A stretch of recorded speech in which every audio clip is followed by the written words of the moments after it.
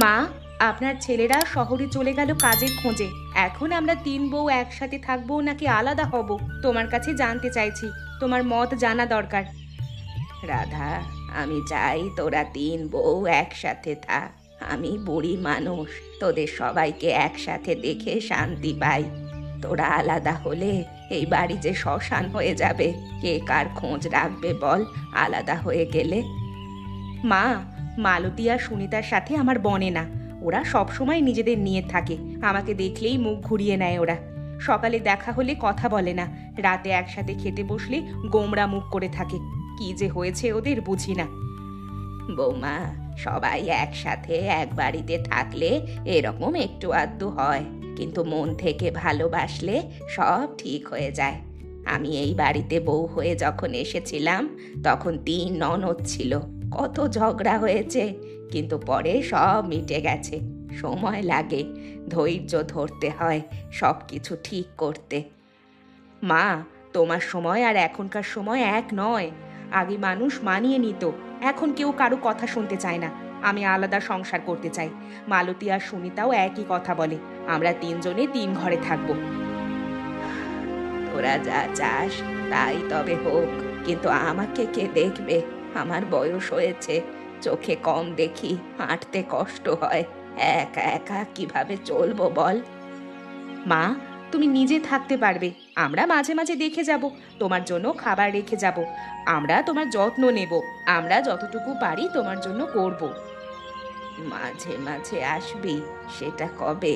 মাসে একবার না বছরে একবার? আমি তো রোজ একা থাকবো। যদি শরীর খারাপ হয় কে দেখবে? এত চিন্তা করো না, তুমি তো এখনো হাঁটতে পারো, কাজও করতে পারো। ঠিক আছে বৌমা, ওপরওয়ালা সবার মঙ্গল করুক। আমি আর কি করব? জোর করে তো রাখতে পারবো না। নিজেদের সিদ্ধান্ত নিজেরাই নিবি। মা, তুমি রাগ করো না। আমাদের মধ্যে এত অশান্তিতে একসাথে থাকা সম্ভব নয়। প্রতিদিন চিৎকার চেঁচামেচি, এটা কি কোনো জীবন বলো? রাগ করবো কেন রে বৌমা? তোদের জীবন, তোরাই সিদ্ধান্ত নে। আমি বুড়ি, আমার কথা কে শুনবে? শুধু একটা কথা বলি, পরে যেন আফসোস না হয়। সুনিতা, শুনলি? রাধা দিদি মাকে বলেছে আলাদা থাকবে। আমিও আলাদা থাকবো। ওর সাথে একই ছাদের নিচে আর থাকবো না। সহ্য হয় না এই অশান্তি আর এই চুগলিবাজি। আমিও একই কথা ভাবছিলাম। ওর সাথে থাকা যায় না, সবসময় বড়লোকি ভাব দেখায়, যেন ওই শুধু ভালো আর আমরা সব খারাপ। ওর কথা শুনলে মনে হয় আমরা বোধহয় ওর কাজের লোক। দিদি মনে করে ও বড় বলে সব ওর কথা মতো হবে। আমার কথার কোনো দাম নেই। আমি কিছু বললেই বলে চুপ করো। কেন? আমার কি মুখ নেই? আমি কি মানুষ নই? তোর রান্না ভালো, তোর কাজ ভালো, সব তোরই ভালো। আমরা কিছুই পারি না, তাই তো? তুই আমাকে দোষ দিচ্ছিস? তুই নিজে কি কম? সংসারে কাজ করিস না, শুধু অলস হয়ে বসে থাকিস। আমি আর দিদি খাটি, তুই বসে বসে খাস, সারাদিন শুয়ে বসে কাটাস। এই কথা বলছিস? আমি কাজ করি না? আমি রান্নাঘর সামলাই, বাসন মাজি, কাপড় কাচি। তোরা কি করিস? আমার কাজ তোদের চোখে পড়ে না, না? তুই বাসন মাজিস? কবে মেজেছিস শেষবার? গতকাল তো আমিই মেজেছি বাসন। গতকাল তুই মেজেছিস কারণ আমার শরীর খারাপ ছিল। তার আগের দিন আমি মেজেছিলাম। একদিন পারিনি বলে এত কথা? শরীর খারাপ? তোর শরীর আবার কবে ভালো থাকে বল? প্রতিদিনই তো অসুখ হয়।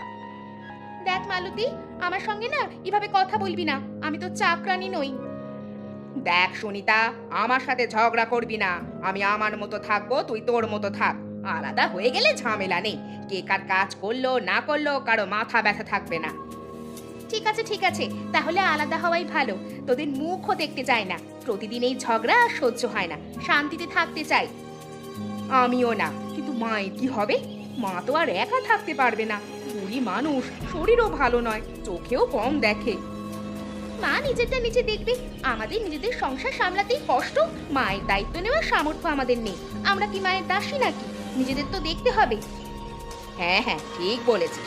চল আমরা আলাদা হয়ে যাই, যে যার ঘরে থাকবো। মা যা বোঝে বুঝবে। আরে রামদুলারি, এবার লাউয়ের দাম বাড়বে। শহরে লাউয়ের চাহিদা বেড়েছে। আমরা গাঁয়ের সব লাউ কিনে শহরে চালান দেব। দেখবি কত টাকা হবে, বড় ব্যবসা হবে একবার। মালিক, গাঁয়ের লোক তো লাউ চাষ করে না বেশি, কোথায় পাবেন এত লাউ? এখানে ধান হয়, পাট হয়, লাউ কে ফলায়? লাউয়ের কথা কেউ ভাবে না। আমি বলবো যে লাউ চাষ করবে তার কাছ থেকে ভালো দামে কিনবো। দেখবি মানুষ লাউ ফলাবে, টাকা দেখলে সব ছেড়ে লাউ ফলাবে, বুঝলি? ভালো বুদ্ধি, কিন্তু সবাই কি রাজি হবে? টাকার লোভে মানুষ সব করে, বললাম তো রামদুলারি। দেখবি কমলা দেবীর 3 বউও লাউ ফলাবে। ওরা তো গরিব, টাকার দরকার। ছেলেরা শহরে গেছে, পয়সা পাঠায় না। ওই 3 বউ, ওরা তো একে অপরকে দেখতে পারে না, আলাদা হয়ে গেছে শুনলাম। 3 জন 3 ঘরে থাকবে, এখন সারা গায়ে কথা হচ্ছে। শুনেছি আমিও। 3 জন 3 ঘরে থাকে। শাশুড়িকে একা ফেলে রেখেছে। বুড়িকে দেখবার কেউ নেই, কি অবস্থা হয়েছে ভাব একবার। বড় অন্যায় করছে, বুড়ো মানুষকে একা রাখা ঠিক না। অন্যায় তো করছে, কিন্তু আমার কি? আমি ব্যবসা করব, ওদের পরিবারের ঝামেলায় আমার জড়িয়ে লাভ নেই।